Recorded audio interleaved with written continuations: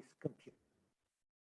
Estimados amigos de Facebook y de YouTube, un gusto saludarlos. Estoy con Rafael Elías, como ya se lo dije la vez pasada. Este caballero es un reconocido analista político y financiero con una larga trayectoria profesional en Estados Unidos. Terminó su maestría en Yale y después inició su carrera en Wall Street, trabajando como analista para uno de los bancos más importantes del mundo. Poco antes del 2000, el presidente del CEN de Acción Nacional lo invitó a formar parte de la campaña presidencial de Vicente Fox como asesor internacional. Después, Luis Felipe Bravo Mena, que era el presidente en turno del Comité Ejecutivo Nacional del PAN, lo invitó como miembro permanente de la Comisión de Asuntos Internacionales de ese partido. En los Estados Unidos, Rafael fue miembro del Comité de Asesores para Asuntos Latinoamericanos de la campaña presidencial de Mitt Romney, que bueno, ya sabemos, no llegó a buen término, lamentablemente. Y este caballero, Mr. Mitt Romney, lo nombró coordinador general de campaña en el estado de Nueva York. Al mismo tiempo, fungió como coordinador nacional de asuntos hispanos en el Partido Republicano durante la presidencia de Reince Priebus. Posteriormente fue nombrado jefe de asesores del Ejecutivo del Condado de Westchester, ¿está bien dicho? Westchester. En el estado de Nueva York, donde ejerció su cargo durante 4 años, jefe de asesores del jefe del Ejecutivo del Condado. ¿Eso es algo así como un alcalde? Es un poquito más, es como un, digamos, subgobernador, porque el estado de Nueva York tiene muchos condados y cada condado está compuesto de muchas ciudades.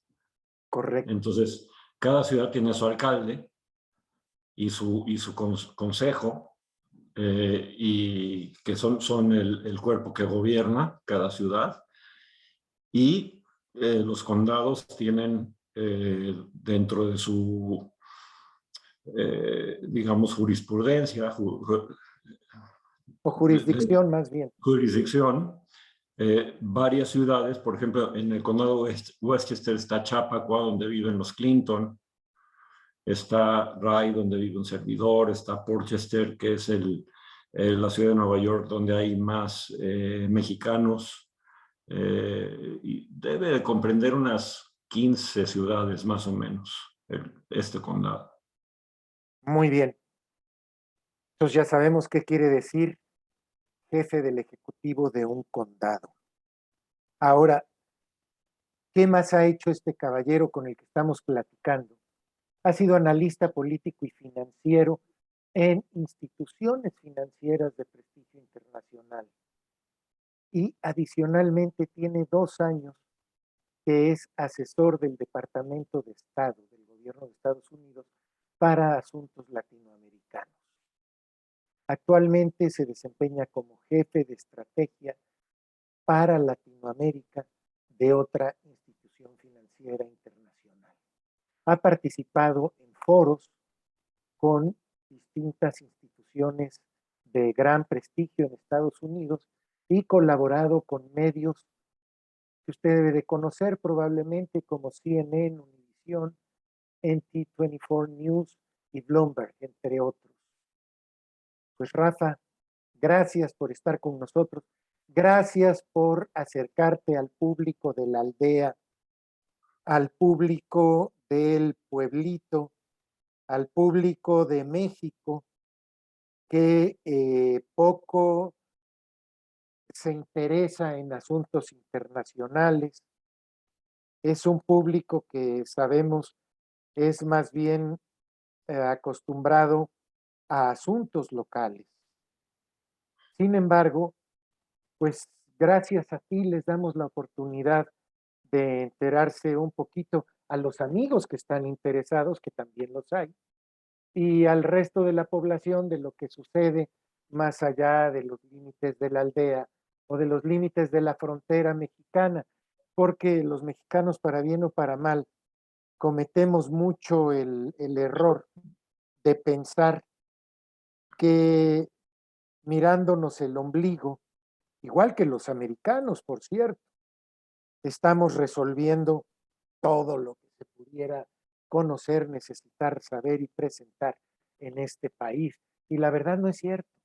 La verdad es que sabemos muy poco de los asuntos internacionales y no entendemos cómo nos afectan. Por ejemplo, hablemos un poquito de la inflación. El asunto, por un lado, de los problemas que hay en el abastecimiento de materias primas y productos semiterminados, y por otro lado, la guerra en Ucrania, están afectando en México ya en estos momentos el precio de los alimentos, Rafael. Cosas que yo compraba en el súper y costaba 200 pesos el paquete, ahorita cuesta 350. Estamos hablando de un 75% más de aumento y el gobierno reconoce nada más un 7%. Ya sé que un producto en particular no marca la inflación, pero tengo la impresión de que al gobierno está frenando los precios de la gasolina y algunos otros precios importantes de la economía porque hay una canasta básica en la que se mide la inflación. Entonces eso lo controla y lo demás, pues ya ni modo. ¿Qué opinas de todo esto? Bueno, primero que nada, buenas noches y gracias por tenerme contigo otra vez. Eh, Tienes toda la razón y sobre todo lo que más creo que tienes la razón es que también aquí en Estados Unidos la gente se mira a su ombligo y le cuesta trabajo entender lo que pasa afuera. Aquí estamos en una situación similar, salvo por la gran diferencia de que Biden no está subsidiando ningún producto, como es el caso, como tú dices, en México de las gasolinas y de algunos otros insumos. Pero aquí también, yo te puedo decir, por ejemplo, que los alimentos han subido un 48%. Madre Eh, mía. sí, sí, sí, sí. Tú dices que cuando vas al súper, lo que te costaba 200 hoy te cuesta 350. Nosotros estamos exactamente igual. Y ayer precisamente se llegó al nivel en el cual se duplicó el precio de la gasolina de cuando entró Biden a la presidencia. Y estamos en el nivel más alto de la historia de Estados Unidos, con un promedio hoy de $4.97 por galón. Eh, Esto, pues obviamente, como sabes, trae consecuencias muy directas sobre la inflación, porque todo se transporta, Sí, ya sí. sea por barco, por avión, por tren o por carretera. Todo, un barco necesita diésel, un camión necesita diésel o gasolina, un avión necesita turbocina. Todo se transporta más en un mundo globalizado, más en un país tan grande como este, donde, por ejemplo, hay estados que no producen prácticamente nada y hay estados que se dedican única y exclusivamente casi a la producción de algunos productos como el trigo. Entonces, tú vas a Kansas, donde se produce el trigo, y pues lo tienes que llevar hasta Nueva York, que es una burrada de millas. Entonces, cuesta mucho, mucho dinero y ha afectado directamente a todo lo que es el concepto de inflación. Pero también es muy interesante lo que dices, porque aquí también dicen que la inflación anda rondando el 7% nada más. Cuando ves 100% en combustibles, cuando ves 48% en alimentos. El 7% no sé cómo lo calculan. Me imagino que ahí están incluyendo cosas que bajan de precio según va mejorando el acceso de la gente al producto. Por ejemplo, la tecnología. Si en un momento dado baja el precio de las computadoras, pues lo meten a esa canasta y entonces eso te baja el número. Pero es un problema muy, muy grave que ya es una constante en todas las entrevistas de Biden y de su gabinete, qué se va a hacer para controlarla, y no saben dar una solución. además de que lo único que hacen es culpar a la guerra entre Ucrania y Rusia de todos los problemas, cuando eso definitivamente es un componente, pero ni siquiera es el mayor componente. Te pongo el ejemplo de los combustibles, creo que te lo dije ya la vez pasada. Sí. Cuando salió el último presidente, el innombrable para muchos, que hizo muchas cosas buenas en el ámbito económico, Estados Unidos era un exportador neto de petróleo, porque durante sus 4 años de mandato lo que hizo fue dar muchos permisos y licencias y concesiones para explotar yacimientos terrestres y offshore. Dio muchas facilidades para la construcción de plantas gasificadoras, para el fracking, para todo lo que sea, todo lo que tuviera que ver con producir y con extraer y producir combustibles y hidrocarburos en general. Y Estados Unidos se volvió un exportador neto por primera vez en la historia de petróleo. Hoy, a 2 años del mandato de Biden, somos otra vez un importador neto, con un déficit más o menos de 4 millones de barriles diarios. Entonces, ayer estaba yo viendo una ¿Fue por una comparecencia razón de del diputado. mercado? Perdón, ¿fue una razón de mercado o una razón No, de explotación fue una razón de política. de política? El día 1, el día que tomó posesión Biden, ya ves que esta administración tiene casi como una obsesión, y hago la aclaración de que yo reconozco que es un problema y un problema grave, el cambio climático, y que debe de atenderse y que deben de buscarse soluciones, pero no creo que se deba volver una obsesión que te lleve a tomar políticas tan drásticas como las que tomó Biden, que incluyeron cancelar la explotación en el estado de Alaska, que es uno de los estados con mayores reservas de hidrocarburos, de cancelar la línea que iba a transportar gasolina de los depósitos canadienses a las refinerías en el Golfo de México. El famoso Keystone Pipeline lo canceló el primer día. Quitó todos los permisos y las concesiones offshore, que como en México también, tú sabes que en México la mayor cantidad de petróleo restante desde que se agotó Cadereyta está en el Golfo de México. Entonces Estados Unidos también estaba explotando la parte norte del Golfo, como decías tú la vez pasada, con el efecto popote, saliéndose de su línea internacional y básicamente extrayendo petróleo que debería de ser mexicano. Todo eso lo canceló Biden. Lo último no digo que estuviera mal, eso no se debe de hacer, pero todo lo demás, yo creo, y creo que muchos en el Partido Republicano coinciden, que los hidrocarburos bien usados deben de ser un producto de transición hacia las energías limpias. Es decir, por ejemplo, una cosa que está pasando en México y que se iba a exacerbar con la reforma eléctrica, que es la producción de electricidad. Sí. Es mucho más limpio producir electricidad con una planta de ciclo combinado que usa gas natural que producir electricidad con carbón o con combustible.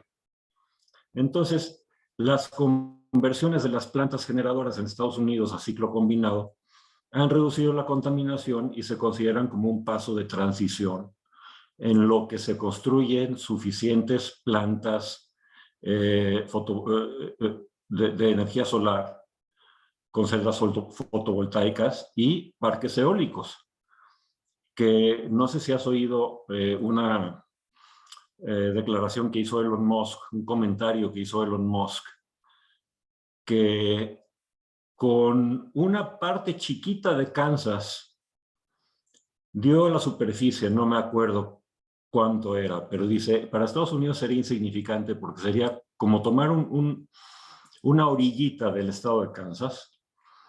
Si lo dotaras y lo saturaras de plantas de energía solar y de energía eólica, podrías abastecer de electricidad no solamente a Estados Unidos, sino al mundo, a ese grado. Y lo puedes buscar en Google, esa declaración, porque ha circulado mucho.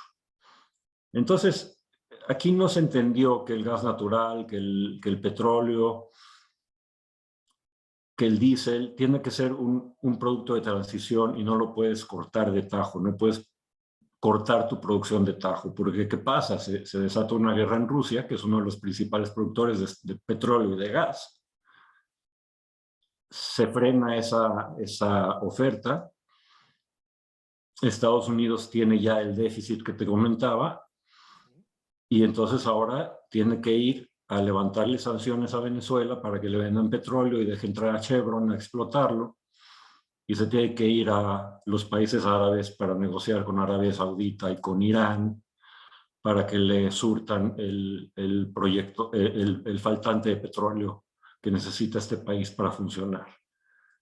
Entonces, eso fue un factor inflacionario provocado 100% por Biden y que no está haciendo nada por resolver. Siempre que lo cuestionan en este tema, contestan, es que hay 9,000 proyectos autorizados y las compañías petroleras se rehúsan a extraer el petróleo, a utilizar esos permisos. Como muchas veces, como haría una señora Vilchis ahí en México, es verdad, pero no es cierto. Y es verdad porque sí están los 9,000 permisos sin utilizar, pero no es verdad que las compañías no quieran explotarlos, sino lo que pasa es que se han suspendido precisamente los permisos de transportación de esa producción. Entonces tú no vas a ponerte a perforar un pozo en un campo rico en petróleo si no vas a tener el elemento con el cual puedas transportar ese petróleo a la refinería que te va a vender el producto terminado. Simplemente no puedes. O sea, ¿qué vas a hacer? ¿Lo vas a Pero guardar en eso un es hormiguito? ridículo por parte de Claro, Biden. claro que es ridículo. Por eso saqué el ejemplo de Vilchis, ¿no? Es verdad, pero no es cierto. Sí, sí hay 9,000 permisos sin explotar, pero por esa razón, porque canceló todo lo que fuera proyectos de infraestructura de transporte y hidrocarburos. Fíjate que tocaste una serie de puntos interesantes. Se suponía que Venezuela era un paria para Estados Unidos y ahora resulta que Estados Unidos está doblando las manos y va con Venezuela a pedirle petróleo. Se suponía que Irán era pues parte del eje del mal, cuando tuviste un presidente que hablaba con Dios, según él, le dijo que era eje del mal y ahora están yendo para allá. Biden dijo que el presidente, bueno, el rey de Arabia Saudita, el príncipe, no me acuerdo el nombre, eh, a raíz de que mandó matar a este señor, el escándalo que se dio hace poco en Europa, ha hablado muy mal de él. Y ahora resulta que va a tener que ir a Arabia Saudita a pedirles que incrementen la producción, que además no tienen mucho margen, según entiendo. Nadie puede suplir los 10 millones de barriles diarios de Rusia para tratar de proteger a los amigos europeos. Por otra parte, en los mensajes que se han mandado al presidente López Obrador dan la impresión de que el presidente López Obrador es el fuerte y Biden es el débil. Es que lo entendemos, es que no nos preocupa, es que sabemos que él tiene sus razones. Los que se han puesto bravos han sido los legisladores republicanos, Ted Cruz y Marco Marco Rubio, Rubio, Bob básicamente. Menéndez. que es demócrata, pero también. Pero por el otro lado, estamos viendo una situación en donde aparentemente Estados Unidos está mostrando debilidad en muchas áreas. Si lo sumas a que le está exigiendo a los europeos no comprarle petróleo a Rusia, pero no les dar alternativas, y esto va a generar una enorme incomodidad en la población europea contra sus gobiernos, pues está el caldo de cultivo como para que Putin a fin de cuentas obtenga ciertas concesiones y ciertos beneficios de Europa, de Ucrania y de Estados Unidos. Te voy a dar te voy a hacer un poquito de memoria. No sé si los debates de Romney y Obama los transmitieron en México. Y probablemente la gente no se acuerde de muchas de las cosas que se dijeron ahí, porque fue hace muchos años. Pero ya sabes que siempre en los debates hay un punto que sobresale. Hay algún intercambio que es el que queda en la memoria de la gente. En el segundo debate, Romney le dijo a Obama que el principal riesgo geopolítico para Estados Unidos era Rusia. Y Obama se burló de él y le dijo, me acaban de llamar los años 80 para decirme que le regrese su política internacional porque la Guerra Fría se acabó hace muchos años. Eso fue lo que quedó de ese debate. Romney lo que decía es, a Rusia la puedes contener de dos maneras. Con armamento, lo cual no vamos a entrar en una carrera armamentista como ya lo hicimos durante décadas, que fue precisamente la Guerra Fría, o mediante lo que le vende al resto del mundo, lo que produce. ¿Y qué es lo que más produce? Petróleo, Commodities, gas materias primas, sí. y granos. Decía, si nosotros construimos X número de plantas liquidificadoras de gas y podemos empezar a mandar gas licuado a Europa para que no dependan de los gasoductos rusos y de la oferta rusa, vamos, en primer lugar, a quitarle una fuente de ingresos muy importante a Putin. Y en segundo lugar, vamos a hacer de Europa nuestro aliado comercial y vamos a darnos a nosotros mismos un mercado importante para exportar nuestros excedentes de gas. Obama, te digo, se burló de todo eso, ¿no?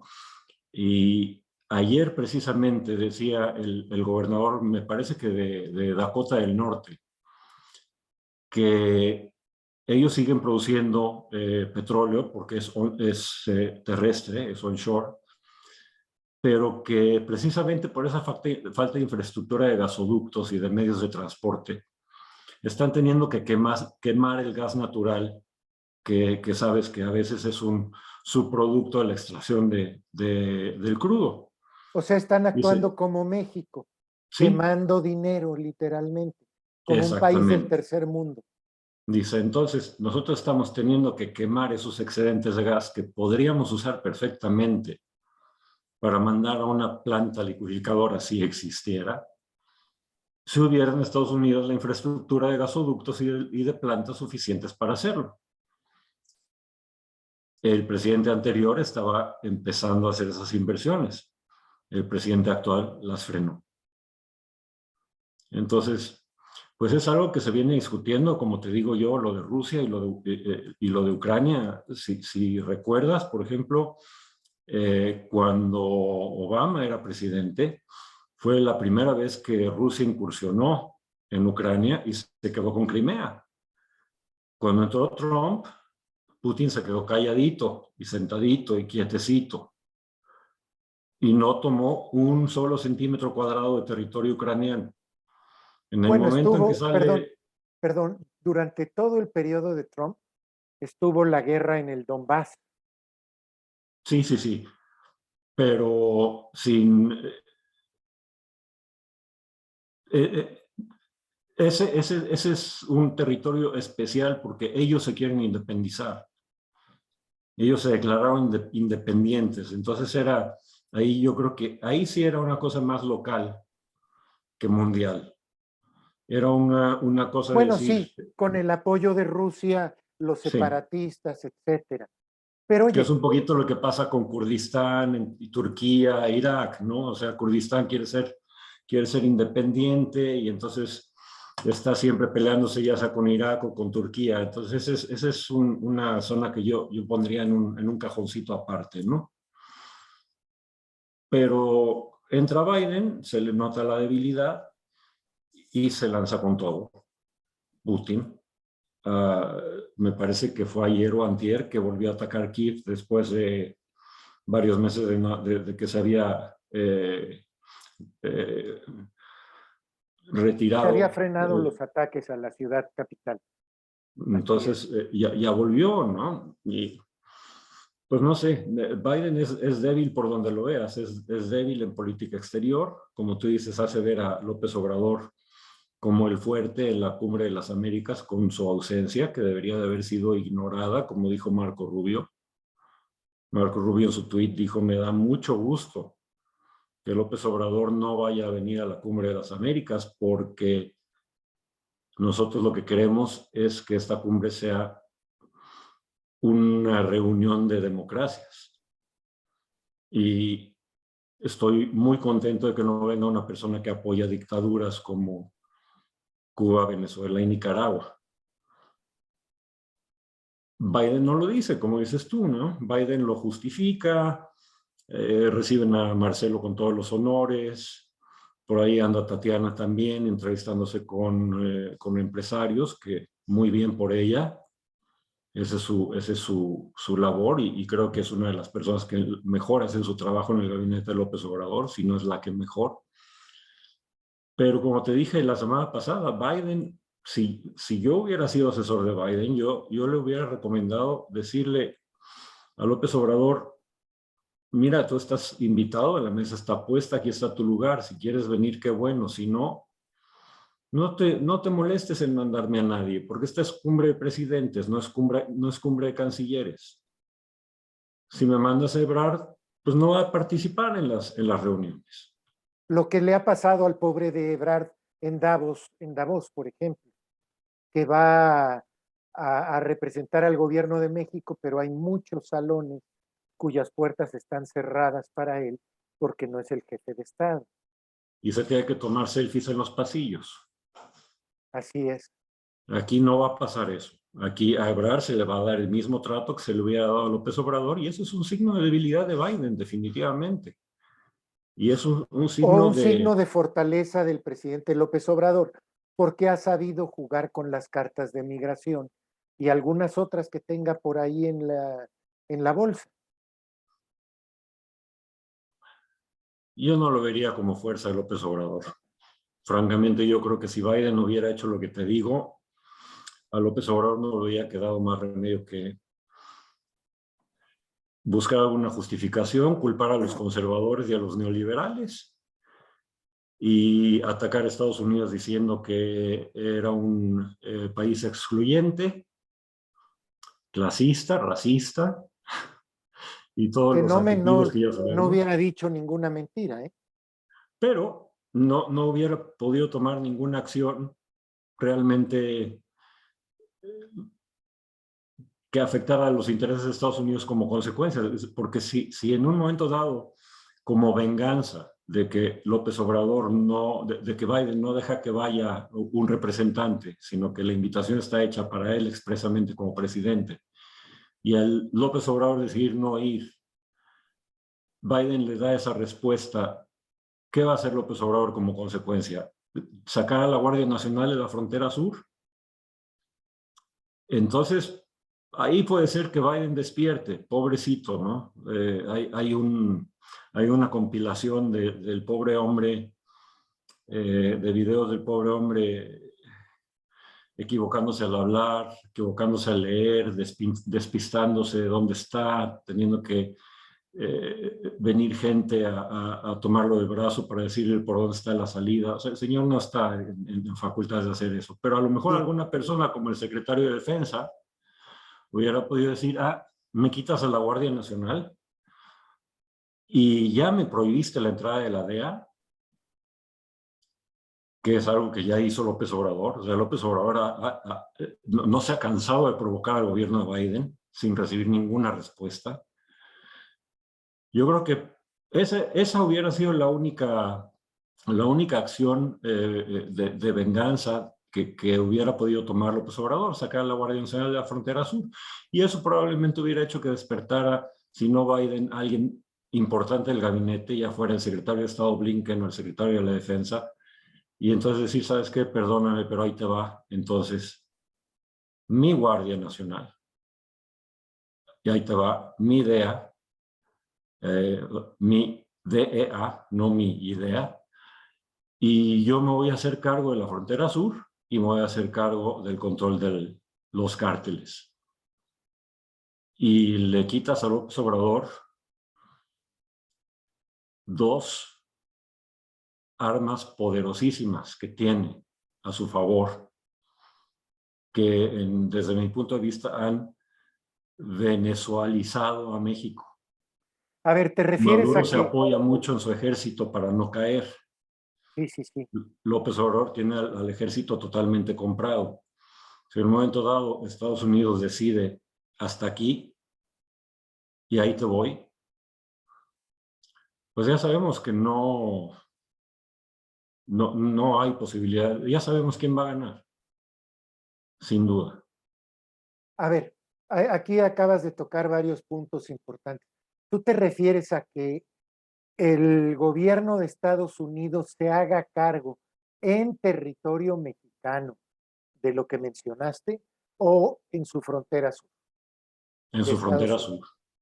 O En sea, su frontera simplemente cerrar sur. la frontera. Sí. Para A ver, empezar, Estados eso desde Unidos, luego sería una invasión y sería un acto hostil de guerra franca.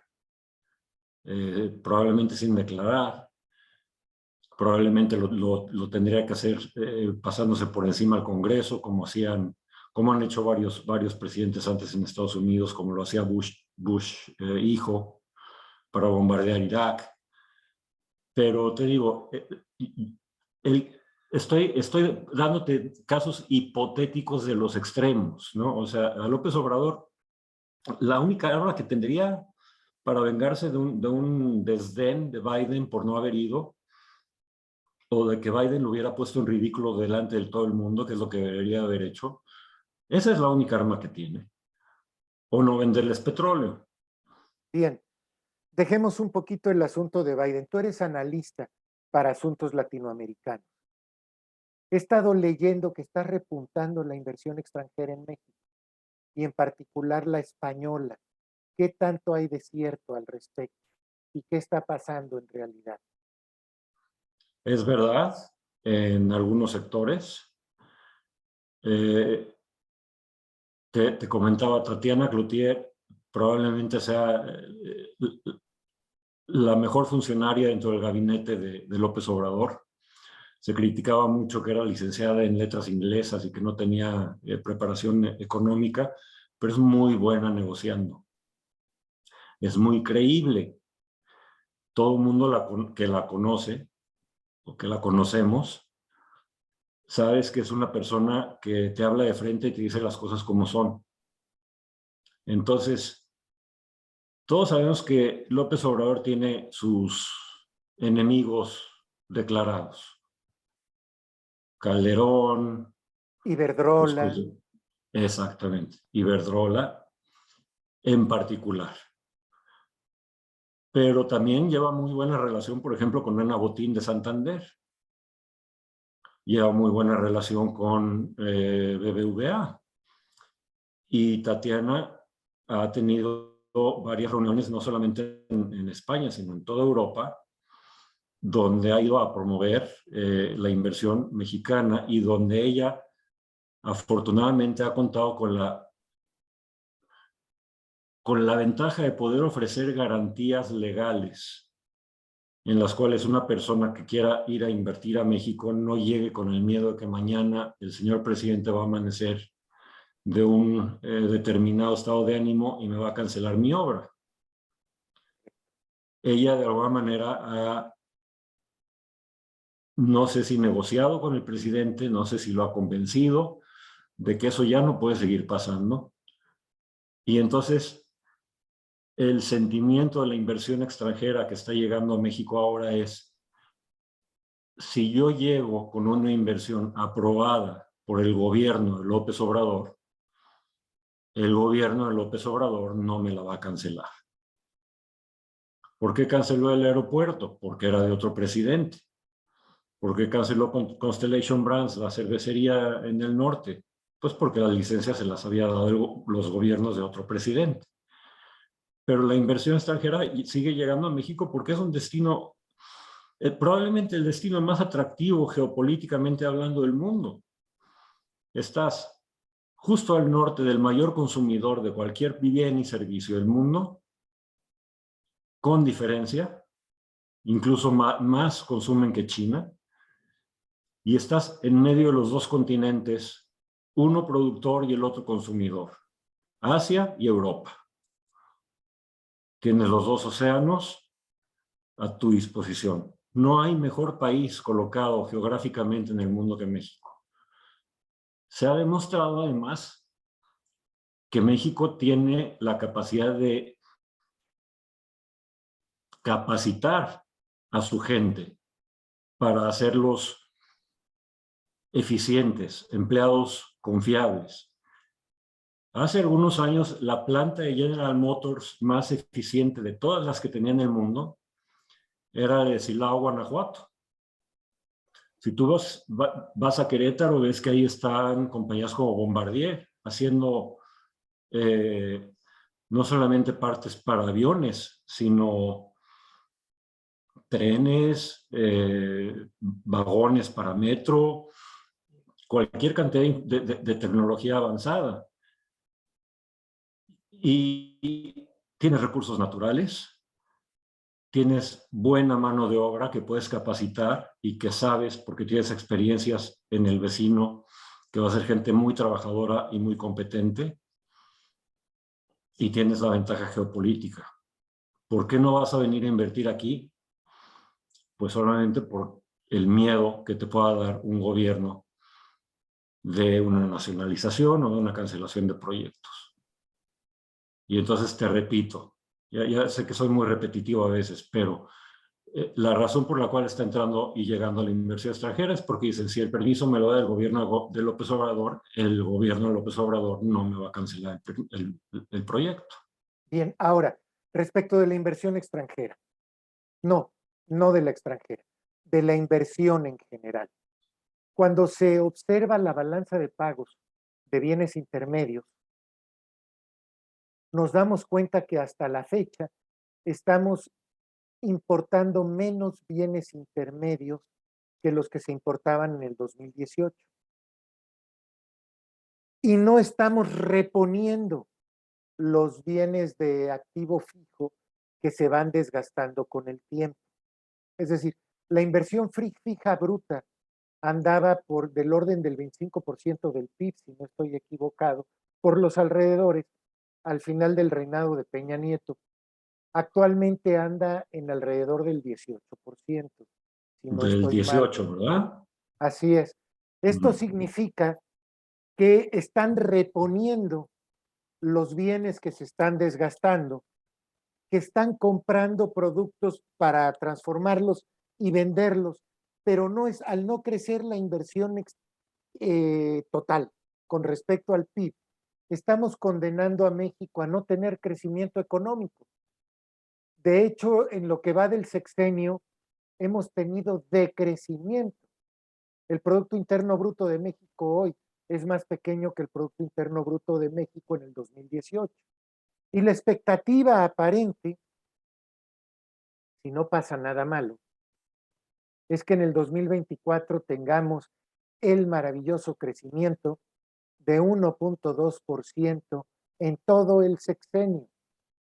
Es decir, 0.2% cada año en promedio, cuando con los malos gobiernos neoliberales crecíamos el 2,5%.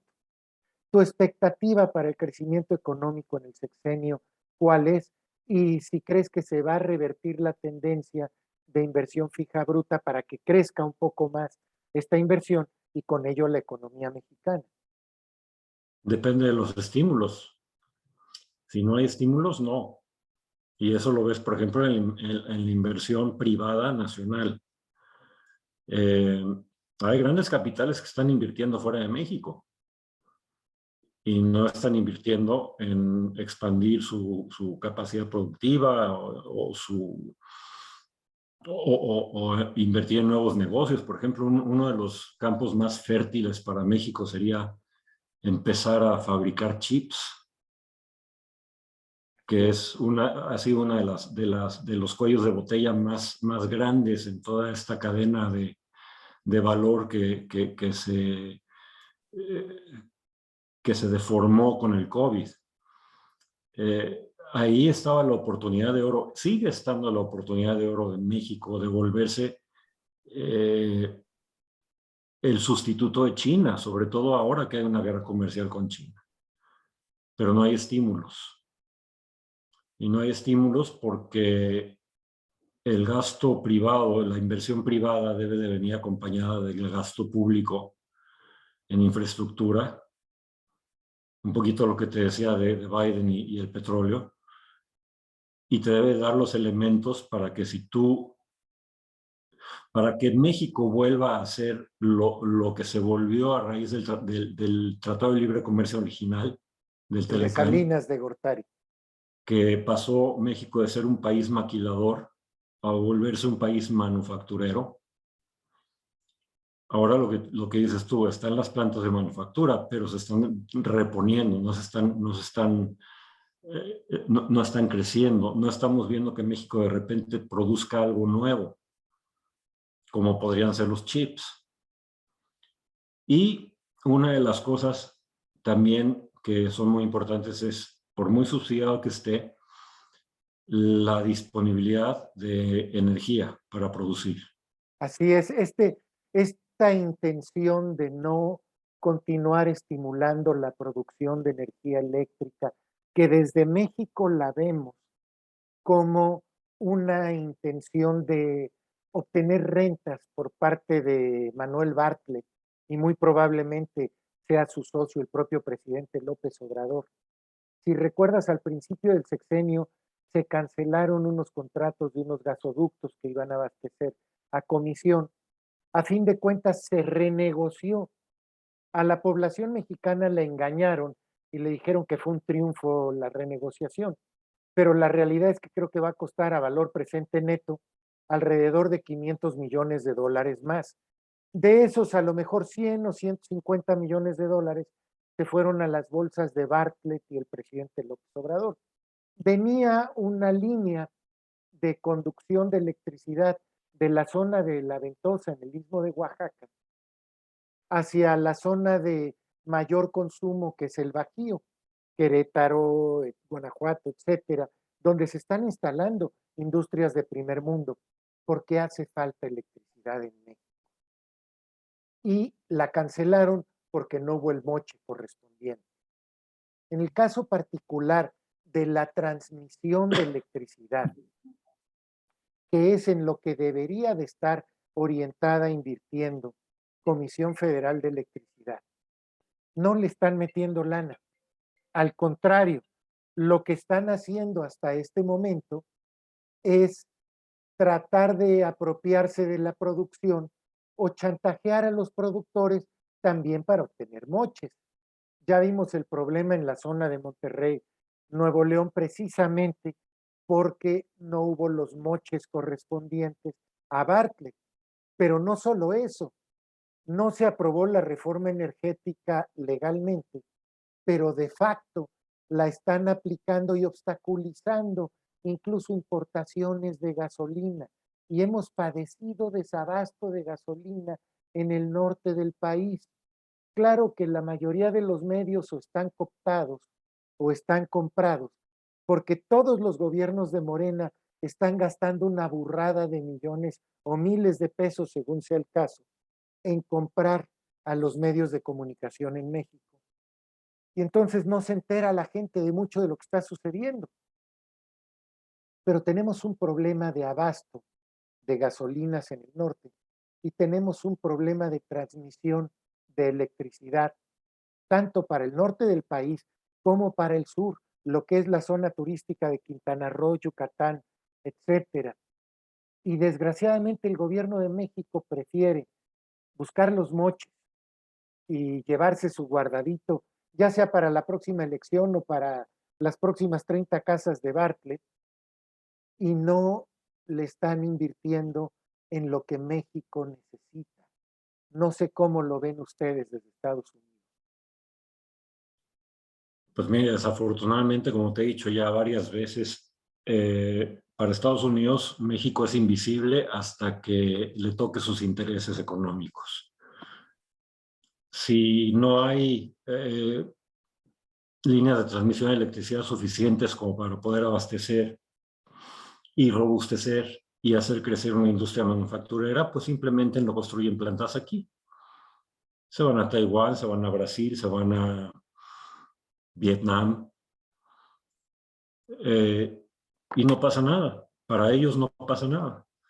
El Es problema es decir, para los, perdón, no hay un los... interés geopolítico americano en desarrollar a México como un proveedor confiable al sur de su frontera. Si México no hace el esfuerzo, es problema de México y asunto arreglado.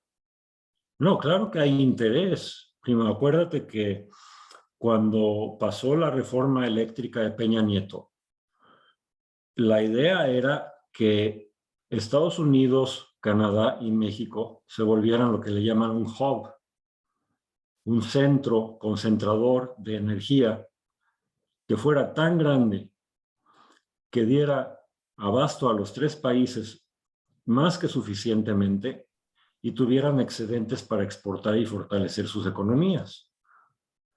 Y de ahí venían entonces todas las asociaciones público-privadas de Pemex, donde se daban los famosos farm outs, donde venían inversiones para explotar el petróleo en el Golfo, en las aguas profundas del Golfo, donde Pemex no tiene ni el dinero ni la tecnología para hacerlo. Todo eso lo canceló López Obrador, como dices tú, de facto. Él no se metió con la reforma de Peña Nieto. Yo creo que todos nos sospechamos por qué. Pero con la reforma eléctrica hizo lo mismo, ¿no? O sea, te digo, la reforma energética de Peña Nieto básicamente la frenó. No ha vuelto a haber una sola apertura de pozos que se puedan subastar o de campos que se puedan subastar para que llegue alguien con inversión. López Obrador dijo y repite la tontería que llevan 3 años estos que llegaron a invertir, a disque invertir, y no han producido una gota de petróleo. No, señor, un proyecto petrolero en aguas profundas se tarda 10 años en producir el primer barril. No 2, ni 3, ni todo su sexenio. Son proyectos de largo plazo, son inversiones de largo plazo, pero las frenó. Te digo, no han vuelto a haber más subastas. ¿Y qué pasa con la energía eléctrica? Como tú dices, en primer lugar, la contrarreforma, aunque no pasó, lo que quedó como ley, sin duda, es que la transmisión es actividad exclusiva de la Comisión Federal de Electricidad. Ningún privado puede llegar a atender una red de transmisión de energía eléctrica. Lo que había eran permisos de generación y de autogeneración. Y lo que había, y en teoría debe seguir habiendo, era un ente independiente que compraba la energía eléctrica al más barato primero, haciendo el precio por hora, porque dependiendo del consumo que varía durante el día, pues también varía el precio de venta de los generadores. Y lo que pretendía la contrarreforma era que la CFE vendiera primero su energía y ya después los demás. Cuando tenemos plantas generadoras privadas de ciclo combinado, incluso eólicas, incluso solares, que producen electricidad más barato. Y entonces esas deben de ser despachadas primero. No sé si se está haciendo o si ya no se está haciendo para desincentivar a que los privados sigan invirtiendo en generación. Por otro lado, tienes, como decías antes, ¿no?, la cancelación de los permisos. A Iberdrola se le ha cancelado todas las renovaciones de los permisos que se han vencido en esta administración. No se les ha dado la renovación a uno solo. Lo están litigando, pero todos sabemos cómo funciona el sistema judicial y sabemos quién va a ganar. Iberdrola yo creo que debe dar esa inversión por perdida. Estaban queriendo impedir que los generadores privados vendieran su energía a otros que no fueran necesariamente la Comisión Federal de Electricidad. Por ejemplo, FEMSA o CEMEX tienen sus plantas generadoras de energía y si les sobraba le podían vender a lo mejor a, no sé, Ilsamex, pero eso ya lo iban a prohibir. No sé si de facto ahora también están negando permisos para seguir vendiéndose entre privados. Entonces, pues claro, eso te ocasiona una total falta de crecimiento de suministro eléctrico.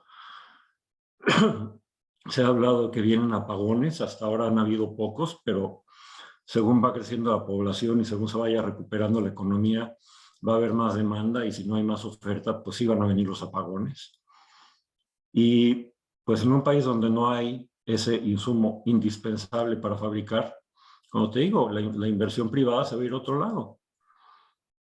Cuando México tenía la oportunidad de oro de haberse vuelto China .2. Qué tristeza esto que estás mencionando, Rafael, porque parece que México tiene una vocación permanente, histórica, para perder oportunidades.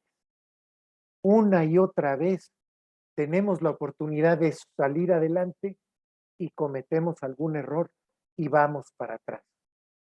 Ahora con la guerra comercial de China, con China, teníamos la oportunidad de sustituirlo con miles de millones de dólares de inversión, empleo para todos los mexicanos, sacar de la pobreza a otro 15% de la población cuando menos, reducir la línea de pobreza de 50% en promedio a 35%.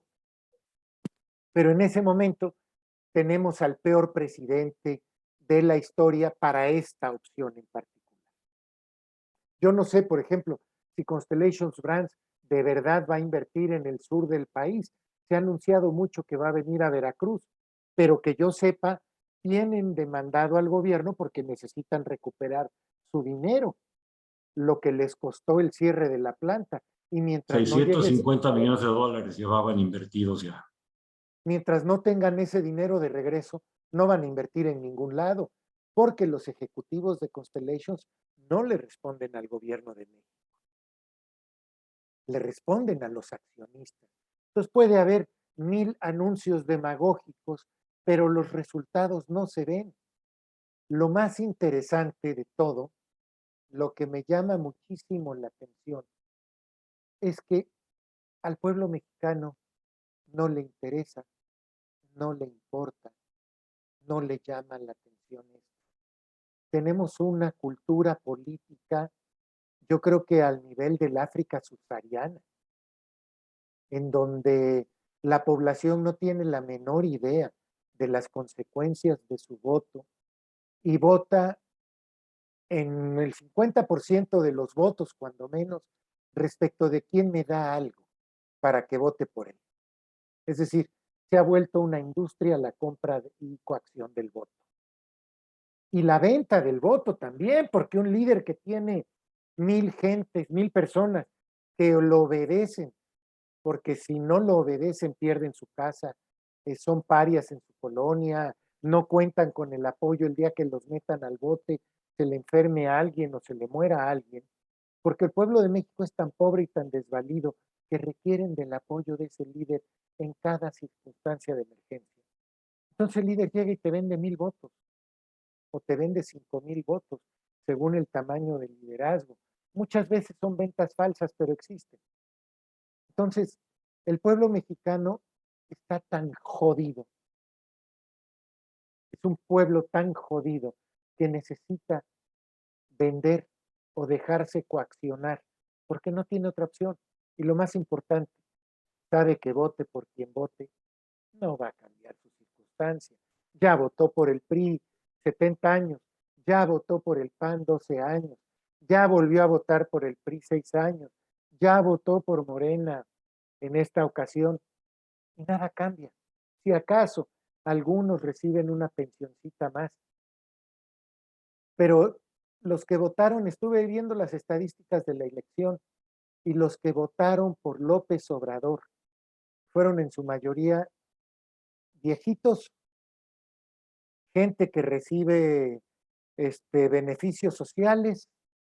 No votaron, perdón, por López Obrador, votaron por Morena en esta elección. O Sí. gente que vendió su voto. Ese es el mercado electoral de Morena.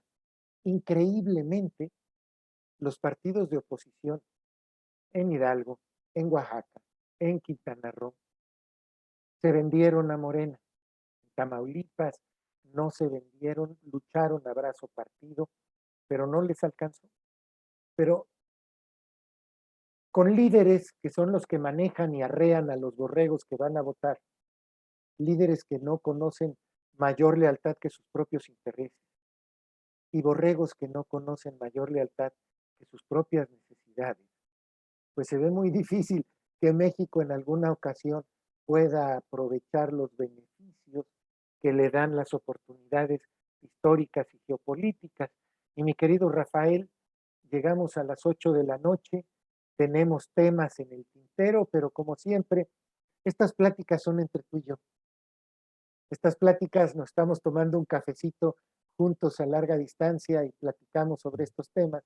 Y resulta que, bueno, habrá gente que está invitada a escucharnos.